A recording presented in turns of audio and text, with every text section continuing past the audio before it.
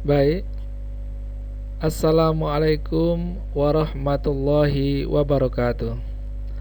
Anak-anak sekalian, Alhamdulillah, puji syukur kehadiran Allah Subhanahu wa Ta'ala. Kita dapat bertemu dalam pembelajaran saat ini, walaupun melalui daring ya atau online. Kita tetap bersyukur, mudah-mudahan tidak mengurangi tujuan kita dalam menuntut ilmu. Nah, sekarang materi kita adalah tentang Quran surah Az-Zumar ayat 53, An-Najm ayat 39 sampai 42, dan Ali Imran ayat 159. Nah, ketiga surah yang telah Bapak sebutkan tadi itu berbicara tentang optimis, ikhtiar, dan tawakal.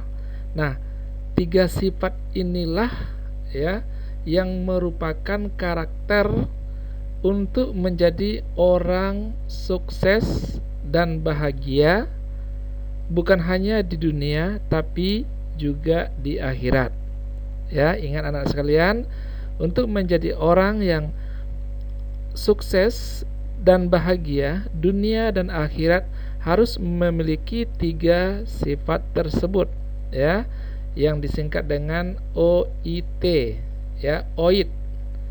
O optimis, I ikhtiar, dan T adalah tawakal. Nah, sebelum kita lebih luas lagi membahas ini, terlebih dahulu kita harus memahami dulu apa yang dimaksud dengan optimis, ikhtiar, dan tawakal. Dan setelah kita memahami maksud dari kata-kata tersebut, kita dapat memahami dengan penjelasan kata yang dimaksud tersebut. Yang pertama adalah optimis. Anak-anak tahu apa yang maksud dengan optimis, ya? Kata ini memang sering kita dengar, ya. Optimis adalah salah satu sifat yang positif, yang baik, dan lawannya optimis ini adalah pesimis, ya.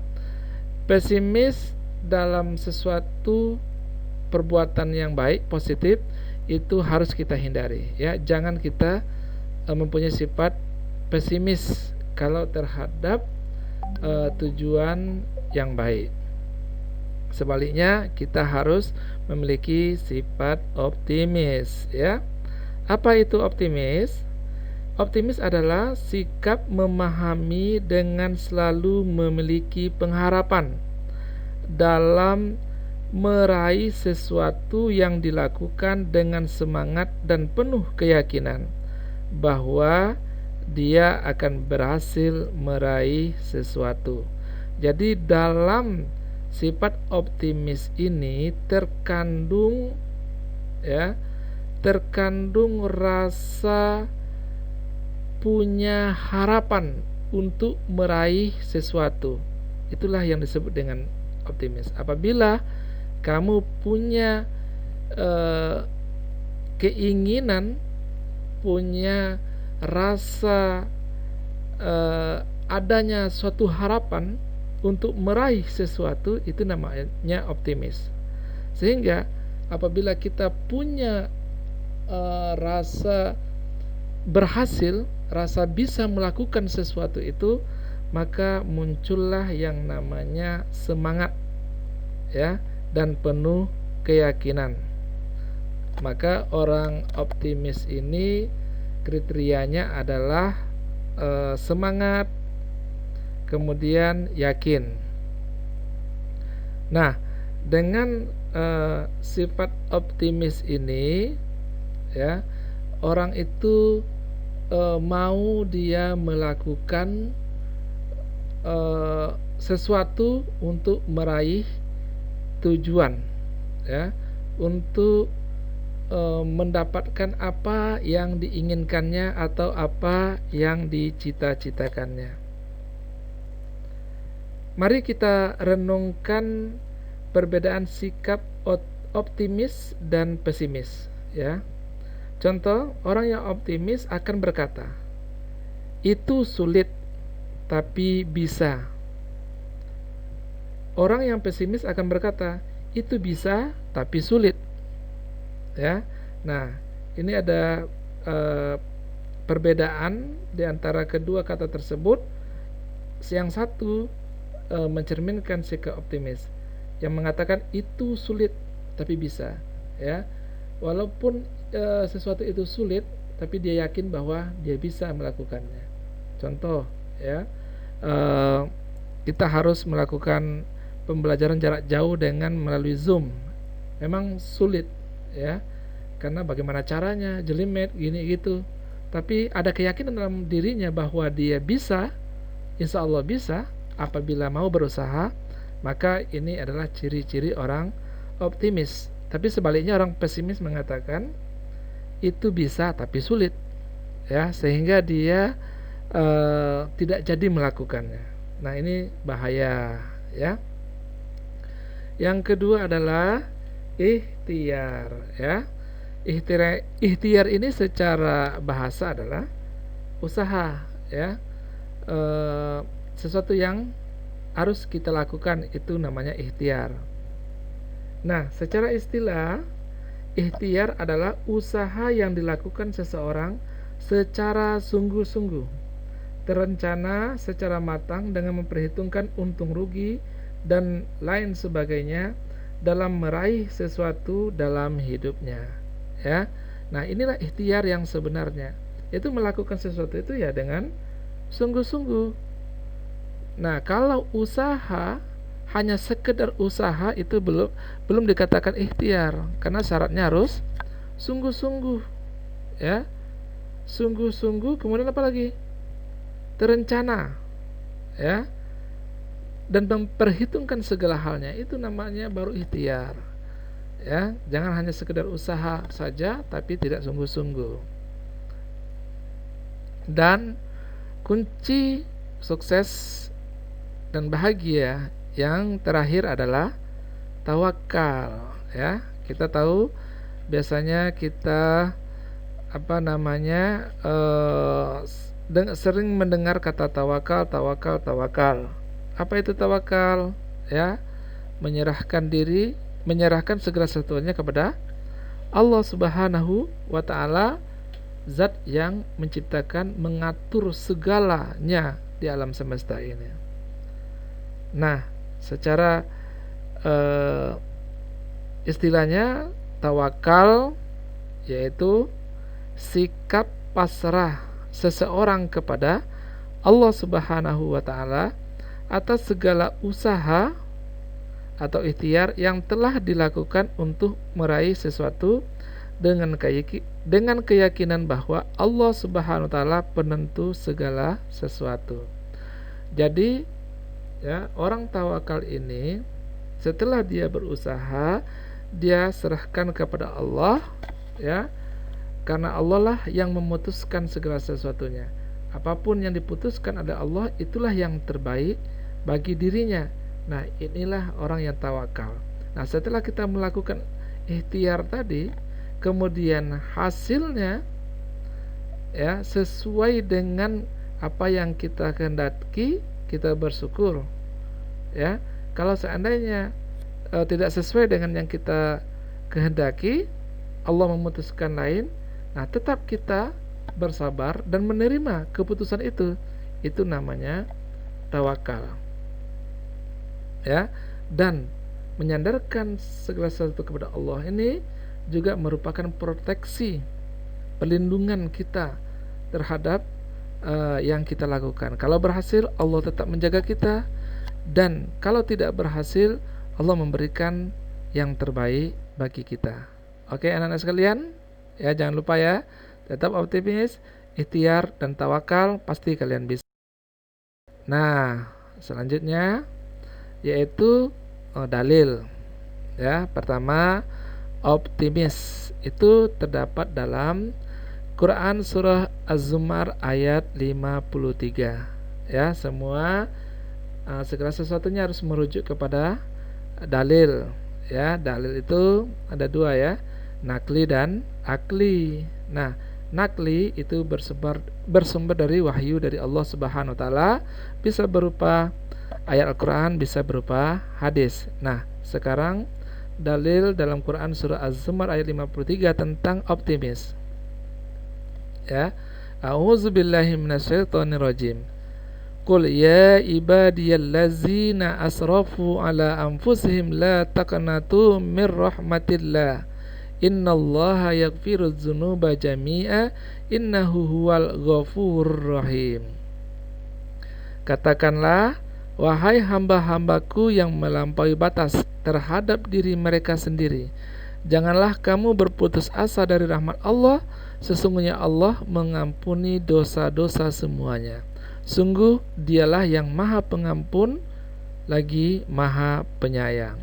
Nah, ini adalah sandaran kita supaya kita selalu bersifat optimis.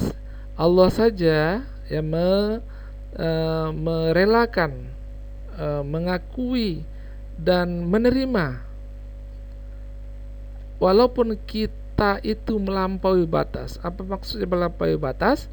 Yaitu melampaui dari batas-batas yang telah ditentukan Allah. Kita keluar dari syariat Islam, keluar dari syariat Islam, ya, berarti kita melakukan perbuatan dosa ataupun maksiat kepada Allah. Ya, itu namanya melampaui batas. Nah, Allah katakan kepada kita jangan pernah berputus asa. Ya, kalau kita pernah berbuat dosa, bahkan banyak, ya, Allah katakan janganlah berputus asa dari rahmat Allah, tetap datanglah kepadanya, ya, mengadulah kepadanya, mohon ampunlah kepadanya, karena kata Allah sesungguhnya Allah mengampuni dosa-dosa semuanya. Bayangkan, Allah sudah nyatakan dalam ayat ini Allah akan mengampuni dosa-dosa kita, berapapun banyak dosa kita itu. Allah katakan bahwa Dia akan ampuni semuanya, karena Allah itu adalah Ghafur dan Rahim, Maha Pengampun lagi Maha Penyayang. Ada dalil berikutnya yaitu hadis qudsi tentang optimis. Apa itu hadis qudsi? Yaitu hadis dari Rasulullah SAW, tapi isinya Allah yang langsung berfirman. Artinya apa? Hadis ini artinya adalah aku menurut persangkaan hambaku, dan aku akan senantiasa bersamanya sepanjang ia mengingatku. Demi Allah, sungguh Allah sangat senang dengan taubat hambanya, seperti salah seorang dari kamu yang menemukan kembali barangnya yang hilang di tanah lapang. Dan barang siapa yang mendekat kepadaku sejengkal, maka aku akan mendekatinya sehasta. Jika ia mendekat kepadaku sehasta, maka aku akan mendekatinya sedepa. Dan apabila ia datang kepadaku dengan berjalan biasa, maka aku akan mendekatinya dengan berjalan cepat. Hadis riwayat Bukhari dan Muslim. Ya, jadi anak sekalian, Allah katakan bahwa Allah itu sesuai dengan persangkaan hambanya. Kalau kita berasumsi, ya, menyangka bahwa Allah itu adil, Allah itu baik, Allah itu akan menolong kita dalam meraih cita-cita, maka pasti Allah akan menolong kita. Kalau kita berasumsi yang tidak baik, ya itu adalah perbuatan dosa, dan barangkali memang tidak akan kita berhasil. Nah, Allah itu senang kepada hambanya yang bertobat, karena semua manusia itu punya dosa dan salah. Yang paling disenanginya adalah orang yang mau mengaku kesalahan dan berubah. Itu namanya bertobat, tidak melakukannya lagi. Ya, maka dia itu akan diampuni oleh Allah Subhanahu wa taala seperti orang yang menemukan kembali barangnya yang hilang di tanah lapang. Bayangkan, tanah lapang itu kan luas. Jadi payah mencari barang, tapi ketika kita ketemu, orang itu sangat senangnya kita. Nah, ini ibaratnya adalah orang yang mau bertobat, mohon ampun kepada Allah, ya. Allah akan ampuni dan sungguh bahagia orang tersebut, ya, karena akan dimaafkan oleh Allah SWT. Syaratnya harus mau bertaubat, mohon ampun kepada Allah Subhanahu wa taala, ya. Nah, kalau kita mengingatnya, maka Allah lebih mengingat kita. Kalau kita mendekat kepadanya, Allah lebih lagi mendekat kepada kita. Inilah makna dari hadis tersebut. Anak-anak sekalian, yang kedua materinya adalah tentang ikhtiar. Tadi sudah dijelaskan apa itu ikhtiar. Dalilnya ada dalam Quran surah An-Najm ayat 39 sampai 42. 39 artinya apa? Dan bahwa manusia hanya memperoleh apa yang telah diusahakannya. Ingat, ya, apa yang kita lakukan itu adalah hasil dari apa yang kita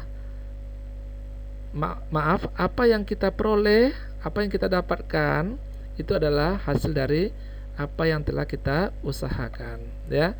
Contoh dalam belajar kita dapat nilai 90, itu adalah hasil dari apa yang kita usahakan, ya. Jadi Allah itu memberikan ruang untuk kita berusaha supaya kita dapat merubah keadaan kita. Jadi kita harus tetap berusaha, ya. Usaha itu wajib kita lakukan dan hasilnya Allah yang menentukan. Rasionya adalah apa yang kita lakukan, itulah yang kita dapat, ya. Namun apabila tidak sesuai dengan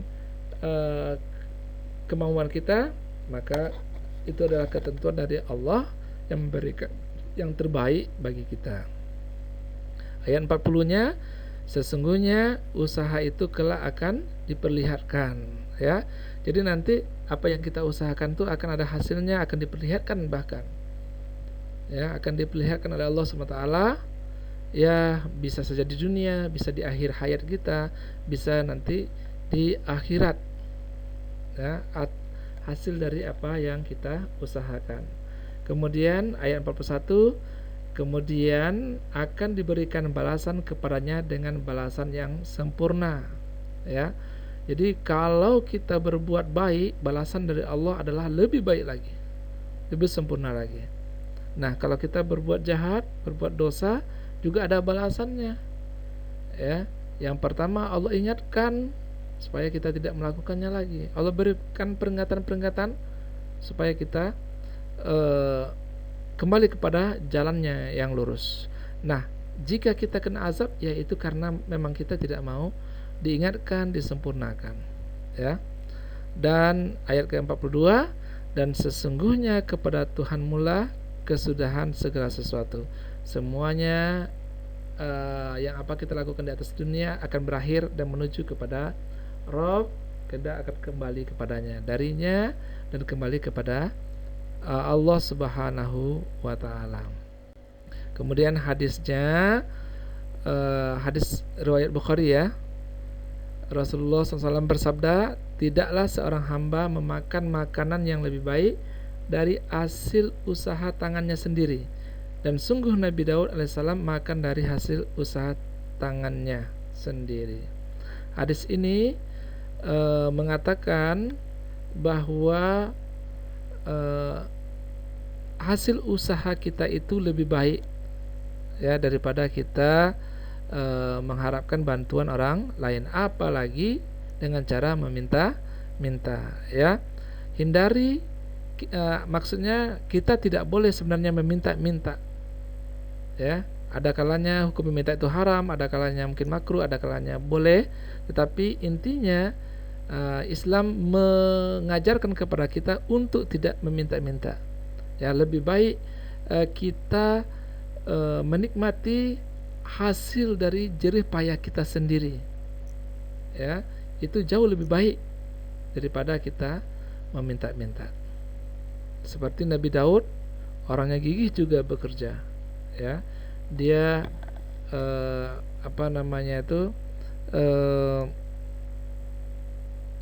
suka ataupun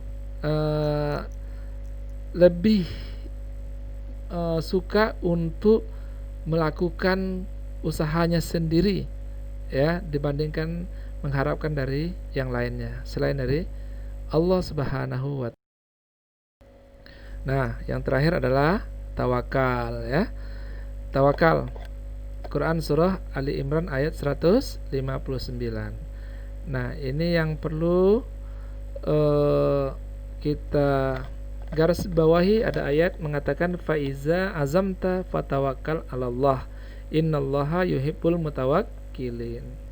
Artinya adalah apabila kamu telah membulatkan tekad, maka bertawakallah kepada Allah. Sesungguhnya Allah menyukai orang-orang yang bertawakal kepadanya. Jadi anak-anak sekalian, inilah ayat yang mewajibkan kita bertawakal, serahkan segala sesuatunya kepada Allah. Apalagi setelah kita lakukan usaha, kita serahkan kepada Allah, apa hasilnya kita terima ya, karena Allah menyukai orang-orang yang bertawakal. Tentunya Allah tidak menyia-nyiakan orang bertawakal walaupun tidak sesuai dengan keinginannya, maka itulah yang diberikan yang terbaik oleh Allah Subhanahu. Hadis menjelaskan, yaitu seandainya kalian bertawakal kepada Allah dengan sebenar-benar tawakal, maka Allah akan memberi rezeki kalian sebagaimana Allah memberi rezeki burung. Pergi pagi hari dalam keadaan lapar dan kembali dalam keadaan kenyang. Ya, ini syaratnya apabila kita mau tawakal dan ikhtiar, ya, Allah tidak akan menyia-nyiakan kita. Pasti Allah akan berikan rezeki kepada kita. Ya, burung saja ya pergi berusaha pagi, kemudian pulang mendapatkan rezeki dari Allah Subhanahu wa Ta'ala. Itulah tadi tentang optimis, ikhtiar, dan tawakal. Nah, untuk manfaatnya, karena ini adalah sifat yang baik, pasti mendatangkan manfaat yang banyak ya. Kalian bisa melihat referensi yang ada, termasuk buku Pendidikan Agama Islam kelas 9. Itu ada manfaat dari sikap ataupun sifat optimis, ikhtiar, dan tawakal. Silakan dipelajari, dibaca, dan dipahami ya. Dan sebelum Bapak tutup pembelajaran ini, nah Bapak akan memberikan tugas ya. Tugas ini tolong dicatat ya, dicatat, kemudian jawabannya kirim ke link yang akan Bapak berikan ya, yang akan Bapak berikan nanti. Ini soalnya Bapak diktekan saja ya, Bapak diktekan sebanyak 5 soal ya, sebanyak 5 soal yang bentuk pertanyaannya adalah pilihan ganda ya. Yang pertama Bapak bacakan soalnya, kalian bisa menjawabnya pada link yang akan Bapak berikan nanti. Nah, apabila kalian tidak dapat mendengar mengingat soal ini dengan baik, kalian boleh nulisnya ya. Soal yang pertama, makna yang paling dekat dengan kata optimis adalah A. Semangat dan ikhlas, B. Semangat dan berharap, C. Tenang dan rileks, D. Ulet dan kreatif. Soal kedua,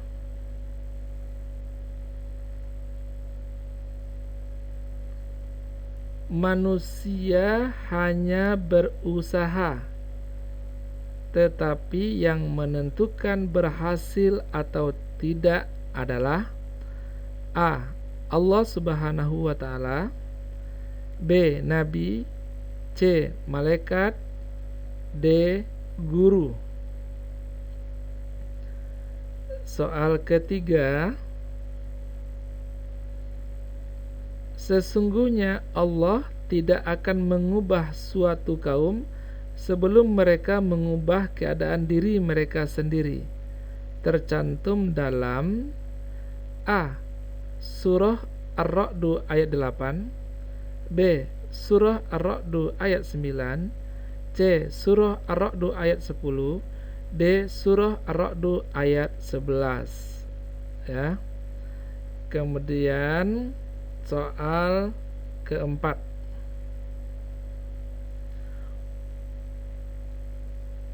ungkapan yang mengatakan jangan kau tunda sampai esok, apa yang bisa engkau lakukan hari ini? Pernyataan tersebut lebih dekat dengan kata A.